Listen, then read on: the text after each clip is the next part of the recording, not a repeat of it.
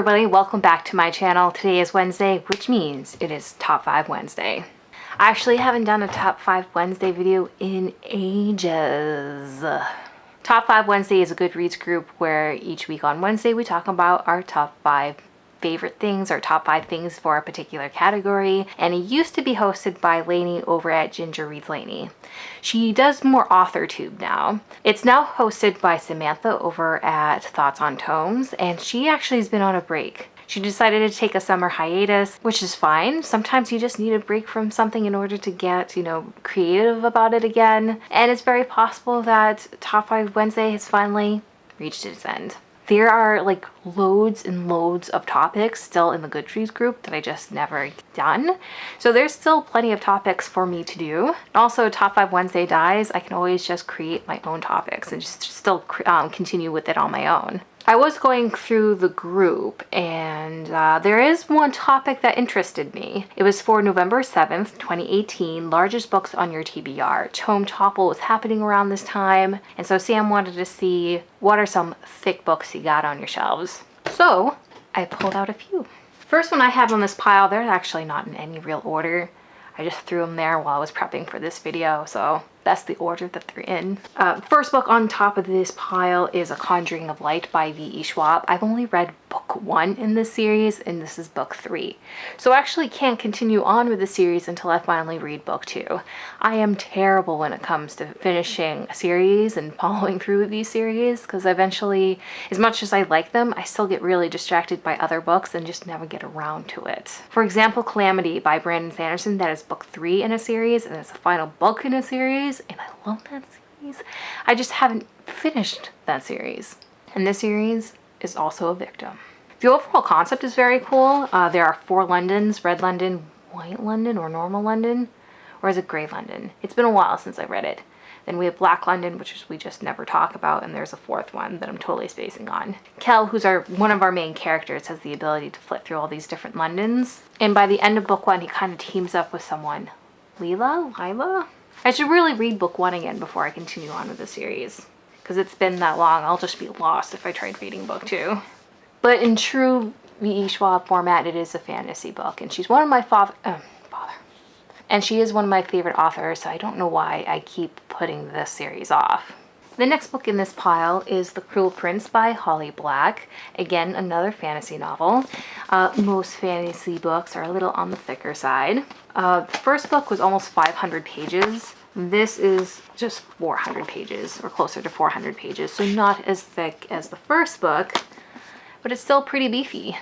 I have not read this book. I want to say it is a first book in a series, and I got this signed when I was at BookCon. I was able to get Holly Black's ticket for a signing table, and I actually had wanted a different book signed, but they didn't have that book for sale at BookCon, and they had this one instead, so I had this one signed, and Holly was kind enough to sign a bookmark for me, so when I finally do get that book that I had wanted, I can use this as a book plate. And of course I lost said book plate. Maybe it's under my chair. Our main character, Jude, was 7 when her parents were murdered, and she and her 2 sisters were stolen away to live in the treacherous High Court of Fairy. 10 years later, Jude wants nothing more to belong there despite her mortality. Oh, so we have, what is it? That syndrome where you kind of grow affection for your kidnappers. But many of the Fae despise humans, especially the prince, the youngest and wickedest son of the High King. So in order to win a place at the court, she must defy Prince Carden and face the consequences. And it looks like while she's going through all of this, she has to risk her life in order to save her sisters and the court itself, which is pretty interesting. She has to save a world that doesn't really like her. So all of these books are part of a series. Like I said, I'm terrible about follow through. And one of these books is Reaper at the Gates by Sabaa Tahir. I've read the first 2 books, and I loved the first book, and I enjoyed the second book, and I'm pretty sure I'm going to have to reread the series again in order to understand what's happening, because it's been so long. In the first 2 books, it followed Elias and Leia. I don't know how to pronounce that name, so forgive me for that. Leia was the slave, and Elias was part of this contest in order to, I guess, I'm assuming, to get a promotion. That's how I'm going to word it, because like I said, it's been a while. It would probably be helpful if I actually looked up the books in this. Alright, so Goodreads. Leia is a slave, Elias is a soldier, neither is free. Under martial empire, defiance is met with death. Leia actually puts herself into slavery to try to save her brother. She goes in as a spy. And as the story progresses, Elias and Leia, their stories become intertwined.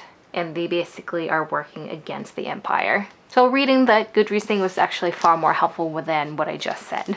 And this book is pretty thick. How many pages is this? 450. So also a beefy book. So this book right here has gotten a lot of hype on BookTube, and I believe book 2 is out now. It's Furyborn. It's part of a trilogy and it's by Claire Legrand. I actually got this at BookCon. This came across my radar not long before BookCon, and it was something that seemed to interest me. So the story follows two women. One is somebody who can do magic, but in this time period, the only person that can do magic is the Sun Queen, and so she has to go through these different trials to prove that she is a Sun Queen, and if she can't complete these trials, then she dies. And the story then continues 1,000 years later. The legend of the queen is a mere fairy tale to the bounty hunter Ileana. Ileana must join in with the rebel captain to save her mother, and she kind of discovers the evil at the heart of the empire is more terrible than she ever imagined. The cover is really nice, and I think it's the cover that first drew me to this. It's very surprising how I actually haven't gotten around to reading this yet. And this last book here is actually an ARC that I got when I went to Book Expo and BookCon in Chicago. So this was a couple years ago, and it's a very old book at this point. It's Gemini rather, by Amy Kaufman and Jay Kristoff. I read the first book in order to actually read this. When I first picked this up, I didn't know anything about it. I somehow got in their line to pick up this ARC. They were very nice. I got the book, and as I'm looking through this, I'm like, oh, this is a book 2 in a series. Well then, I read book 1, loved book 1, and I just haven't gotten around to actually reading this. There's nothing stopping me from reading this. I don't understand why it's just been sitting on my shelf this entire time.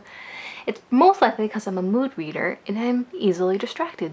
The overall concept of this is so cool too. So we have a boy and a girl. I don't know their names offhand, of course. You think I prep for these videos.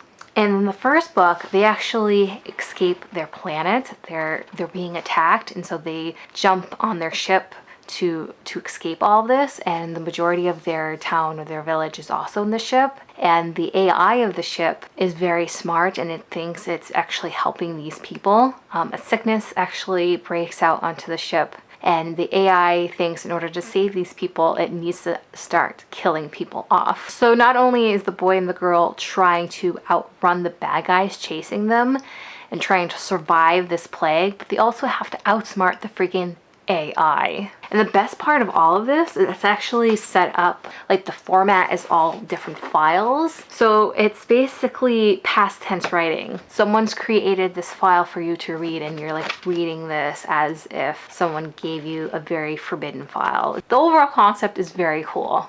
There's parts of it that's even redacted too. See, we got some redacted bits.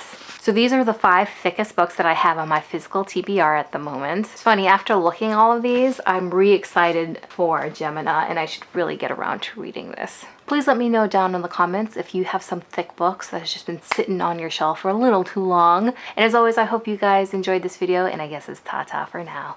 Bye guys.